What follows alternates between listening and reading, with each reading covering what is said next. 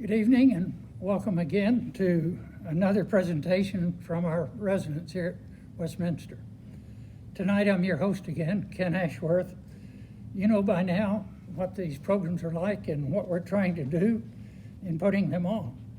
If there's anyone that you would like to hear speak or some topic that you'd like to have someone speak on, let us hear from you. We already have some more programs in the hopper for the rest of the year. We know that these sessions that we're putting on can't compare to the times that we had in Monday evenings in Harris Bell Hall back in normal times. One thing we have discovered, though, as we're putting these on, is that all the varied talents and the many interests that we have right here among our neighbors. So when we get back to the time when we can once again meet in Harris Bell Hall as a group, we're going to continue to try to entice some of our neighbors to come and make presentations about some of their interests. Don't let our appearance without masks mislead you into thinking or that we're suggesting that you discard yours. We don't wear our masks only when we are speaking. We wear our masks the rest of the time. We're doing without our masks to help you understand us when we speak. Maybe they might help in one other thing too. They might help you next time we have a Who's Behind That Mask contest. Without our masks, we are here at exaggerated distances. Vicki, while recording us, is wearing her mask. Now let's get on to the program. Our topic tonight is what is a ranch nowadays? Our resident presenter is Betsy Bouchard. Our two panelists are Mary Lynn Woodall and Molly Bean. Mary Lynn was born and raised in El Paso. She's lived in Austin since 1970, just across Mopac, near the nearby exit. I think it's called Woodward Exit. Mary Lynn taught at St. Andrew's Episcopal School as a lower level art teacher, and then she obtained her counseling credentials and became a lower school counselor. After 35 years, she retired in 2015. She has two grown children living here in Austin. Molly Bean grew up in Dallas. She had three children. Her husband was an Army dentist, and they were stationed in 8 different places. She says some of them were magical, and a couple were much less. After her husband retired, they moved to Austin, where she went to UT Law School. She practiced law for 18 years here in Austin, and she's been a 50-year member of the Sierra Club. She's recently, or in recent years at least, become an avid bird watcher and listener. Now, a brief word about our speaker. Betsy Bouchard spent her early years in Austin, just down the street from Westminster, at her parents' first home at West 29th Street and Jefferson. They spent weekends and vacations at her grandparents' ranch in the Hill Country. Those adventures stoked her love of the Texas Hill Country. However, she spent all her working life as an academic in cities, Boston, Chicago, Madison, before returning to Hill Country, to the ranch that she has, and she's become a student of nature. She's happy to divide her time between the ranch as the neighbor of 2 siblings and a number of cousins living in that area, and her home here in Austin and her new friends here at Westminster. So let's turn the program now to Betsy Bouchard. Okay, thank you, Ken, very much for that. This is a story of an inheritance, a gift one doesn't earn, but like the fabled white elephant, one is asked to measure up to. My 3 siblings and I inherited our grandparents' ranch when we were already of retirement age. It was a place that we had known and loved since childhood. We learned to ride horses and help with the annual cattle roundup. It made us feel important and part of the family. We heard stories from the olden days, from grandparents, great aunts, and uncles. We captured minnows and frogs and turtles in the creek. We reveled in the freedom of the outdoors. I loved the natural world, but I was a tourist there. I spent my adult life in cities, teaching language and literature. I'd never learned what made the natural world work. I didn't consider how the lives of birds and plants, soil and water and wildlife all were interlocked like pieces of a jigsaw puzzle. We eventually divided the ranch and into parcels, and in 2007, each built our houses. Then came the task of bonding to the land and our lives to the land.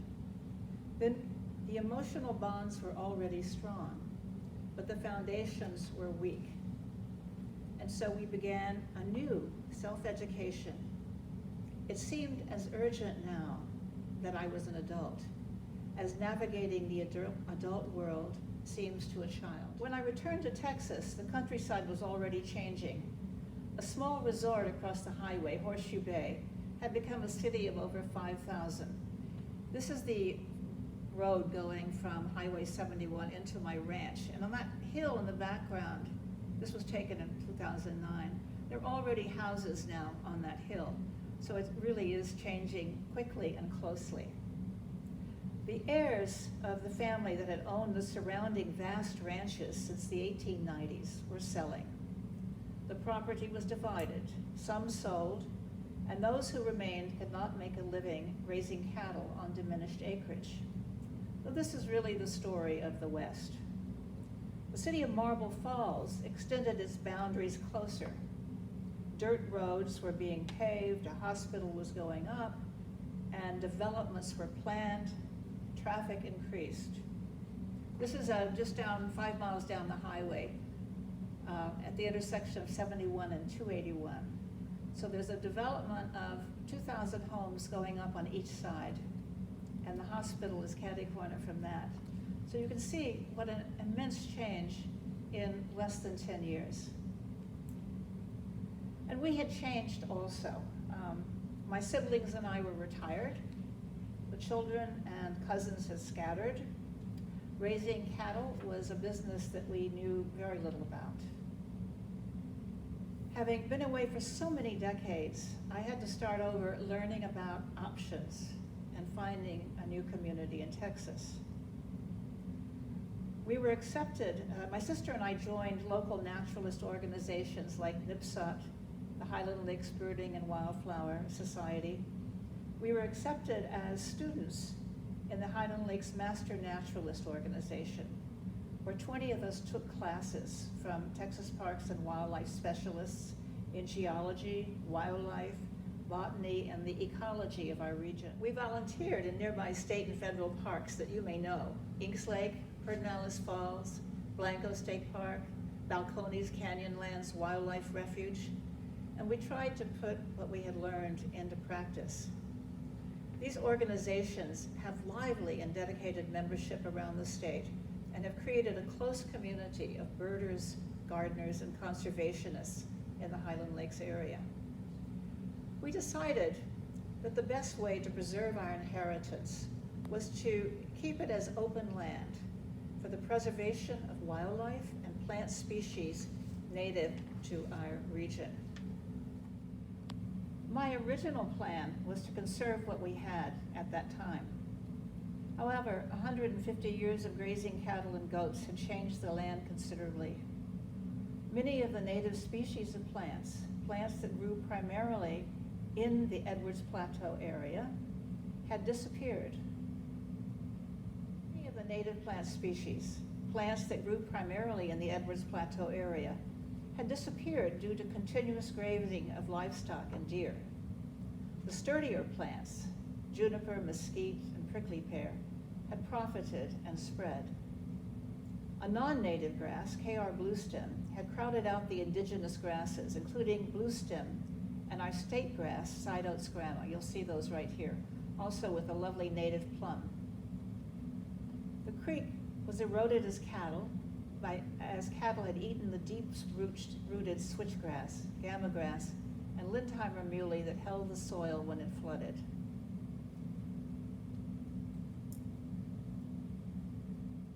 The large variety of wildflowers, so important to native bees and other pollinators, had largely disappeared.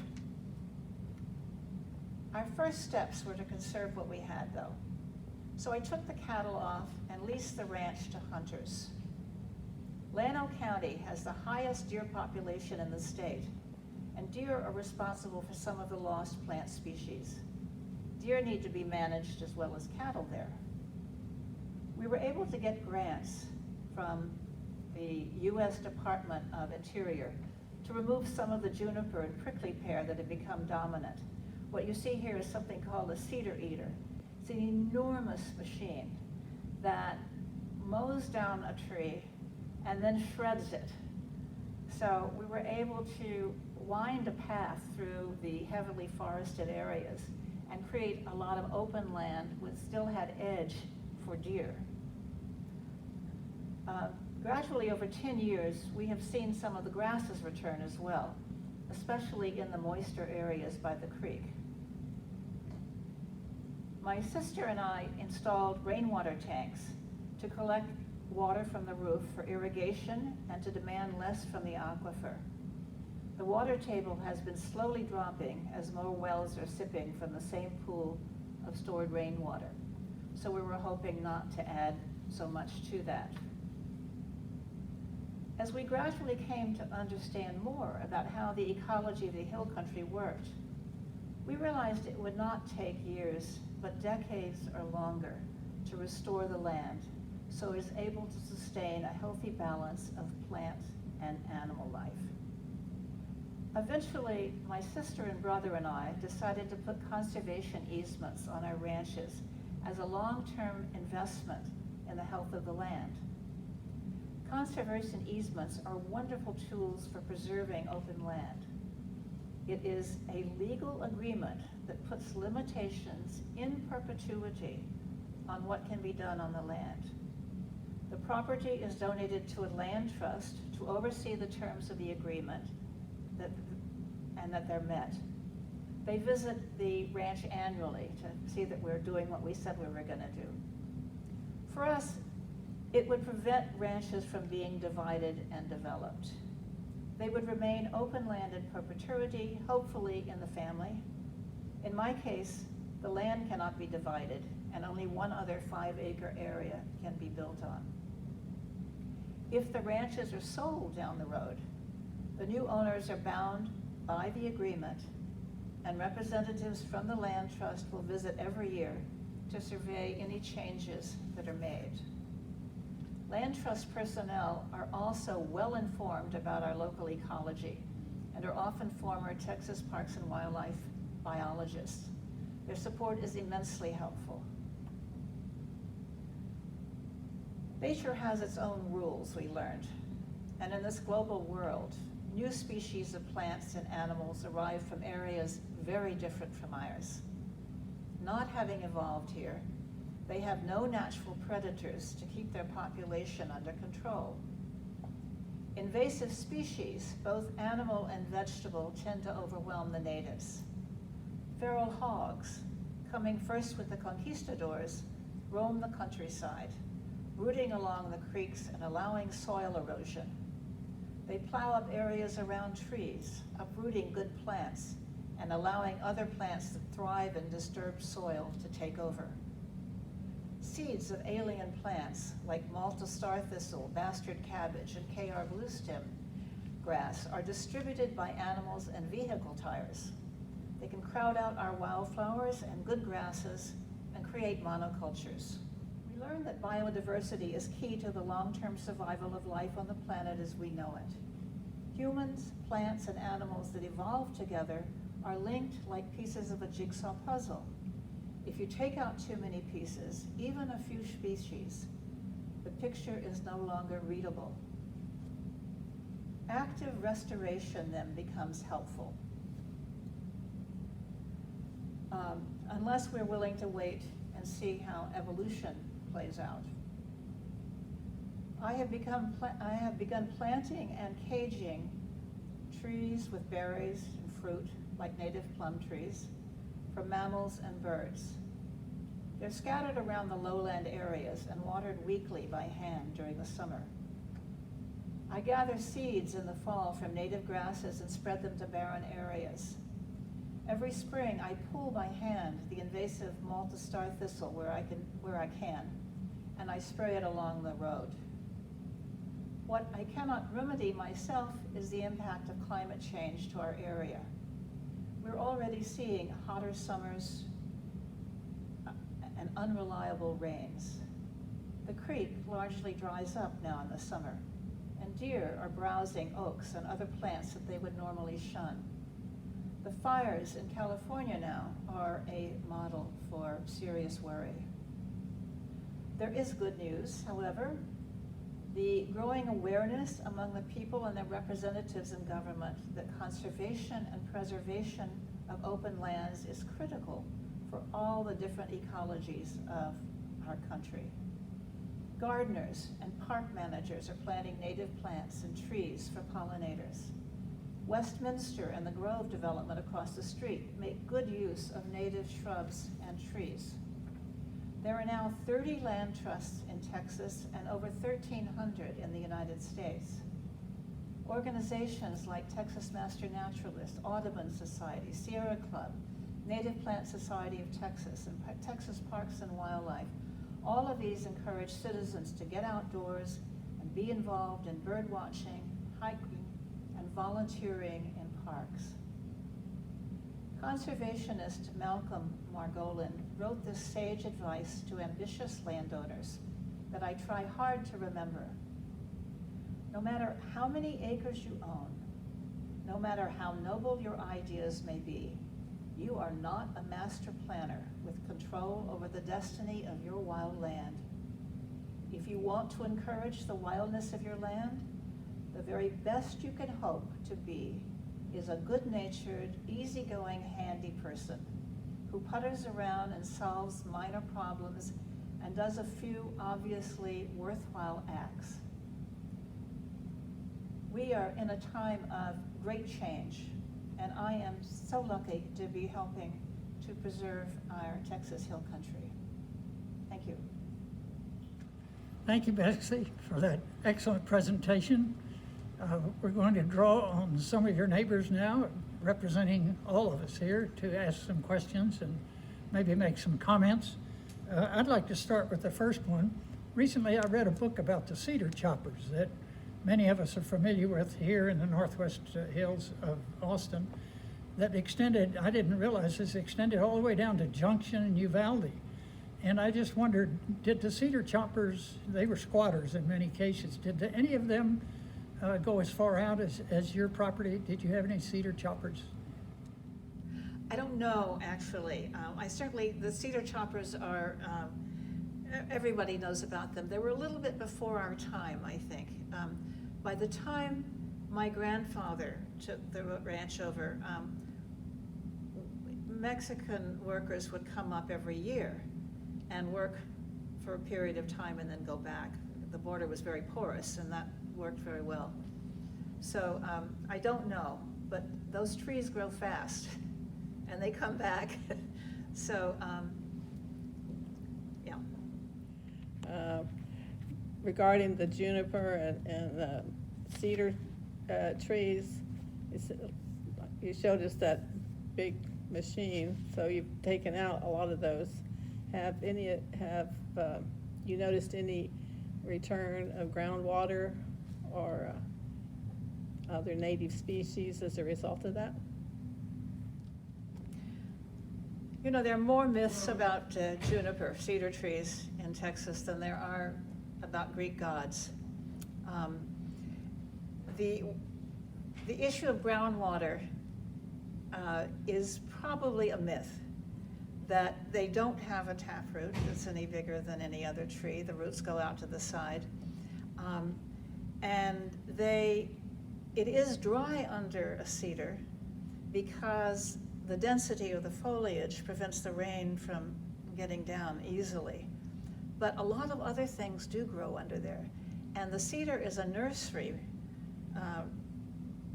plant for smaller plants coming up. Smaller trees are able to come up in the shade of a cedar tree so that they don't get blasted by the summer sun, which is usually deadly for small plants.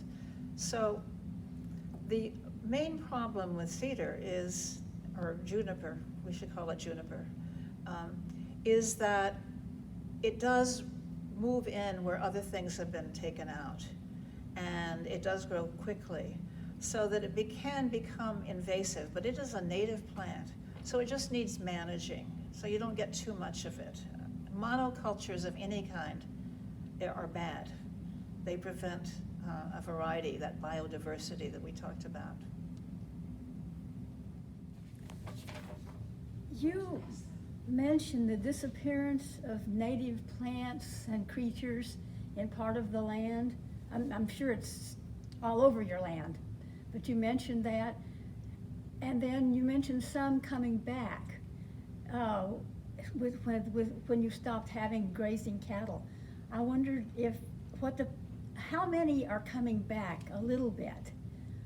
How many native plants are coming back to this land?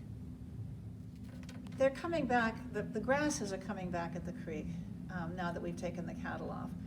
Tall, beautiful, big grasses like bluestem, and their roots go way deep. If you have 6 inches on the top, you've got triple that down on the bottom under the ground. So when we get our periodic floods, those grasses really hold it. And buttonbush is another one that grows along the creek that's really good. So those come back. What they call deer candy, however, doesn't come back. And deer candy is any plant that is really tasty for deer. So they have grazed that into extinction. Things like evergreen sumac and your plants with berries, which all of both deer and birds eat, those have to be put into a protected area. And what I do is when I plant something like, let's say I just planted a couple of native plums, I just circle them with fencing. But if you're gonna really do a seeding so that you get, or put in small plants so that you need to get a lot, you need to get enough plants that they'll overpower the appetites of the deer. And that the birds will take the seeds out, plant them in the rest of the ranch, and then they'll grow up and there'll be enough for everybody and for the plants to survive. So you need a fenced area. I have 5 acres fenced off now for that purpose. Whether I'll get to that, I don't know, but that's the plan. See, I know you're looking for help everywhere you can get it. There's an agency called the Texas Commission on Environmental Quality. Is that agency at all helpful to you? Or did they present obstacles? Also, I might ask about county agents. They're supposed to help farmers and ranchers. I just wonder whether county agents have been useful to you. I've learned a lot from the county agents. They were often teaching us in the Master Naturalist class of what to do. And the NRCS just made the Llano County representative for the National Resource Conservation Service, NRCS, just made a burn plan for me. It's thought now that one of the ways to get rid of invasive plants and too many shrubs that want to come back, and to kill off some of the seeds of the bad plants, is that you burn areas. This is particularly important for me since part of the ranch is along the highway, and the possibility of a truck dragging a chain, which just happened nearby, gets a spark, gets the grass, and starts a range fire that would move up my hill eventually towards me. So it's important to do a burn just for safety reasons, but it's also a kind of fertilizer. That is a big deal. You have to have a lot of skilled people, and you have to have some machinery to do it. You can get a lot of volunteers to help from the local fire departments who want some experience, but you still are responsible for creating burn barriers. So you have to have a tractor come in and dig up large areas to contain the fire. So that's on my wish list. If we'll get to it, I don't know. You mentioned the birds. Have you noticed species coming back that were not there before that or had left? I wish I could say yes. I'm not enough of a birder, and I haven't been there long enough to really answer that question. The Audubon Society put out this bad news this last year. We have lost, since 1970, we've lost 2.6 billion birds. They count them. And people like me help count them. So that's not a good sign. And part of it is the problem with the use of insecticides, that the more we use insecticides, the more we kill bugs, the fewer birds can survive because they don't have bugs to eat. Land loss is another big problem for the birds. The development that's spreading out further and further out in the country means there's less open land with a variety of foods that they need. Seeds from grasses, berries and insects too. So it's going to be an uphill battle to keep our bird population and our everything in balance. I know that I was on your property with you several weeks ago before it got so hot. And it's just a lovely area. And I can see how your heart really lives there and that you would like to bring it back as much as you can. And I just hope that that's possible, that you can restore it as much as you would like to. The biologist E.O. Wilson has a new book out called Half the World. And it says if we can set aside half the world for wildness, then we can avoid an ecological catastrophe. So I'm hoping that people around me, there'll be another ranch that somebody decides to put it into an easement and protect it. And this keeps happening all over so that somehow we can preserve enough land that we can continue to live this wealthy, wonderful life that we have. One last question. So it sounds like you've done a tremendous amount of work already in terms of educating yourself and just doing the hard labor. What ultimately would you like to see happen with this, just to keep it as a wildlife preserve, or do you want to be accessible to people to come and say bird or just explore nature? Or what's your hopes and dreams? Already, people from these different organizations will come out for bird walks and plant walks and creek walks and things like that. The local hiking club comes out occasionally. I just hope that other people will pick up the idea and run with it. There's not a lot of open land left, but there is enough in Texas that if people really wanted to, they could preserve it. So we have to encourage that. Put pressure on our politicians to set aside money for supporting parks and adding new parks. Betsy, I have a brother who's a forest ranger, and he said one of the biggest problems that he's heard from landowners, ranchers, is that they find people raising marijuana on their property. And I was just wondering whether any of the ranches up in the hill country have had that problem, or how you deal with it. We have not, and marijuana would not grow well on our ranch. You know, we have thin, dry, rocky soil. It's pretty open. It'd be very visible, a marijuana patch. I think that where it is a problem is out west, where they have deep forests and huge acres of land that are wild still. So, yeah, no, we haven't had that problem. I haven't even been tempted in my garden. So that's it for tonight.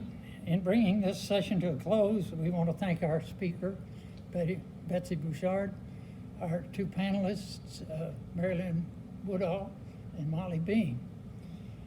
Also, we all want to thank the committee that's working behind the scenes to make these programs possible. Anne Marie Harrison, Ken and Carol Cook, Boyd Taylor, and our chair, or to come back and use a ranching term for a person who keeps things moving, our ramrod, Lori Humphreys.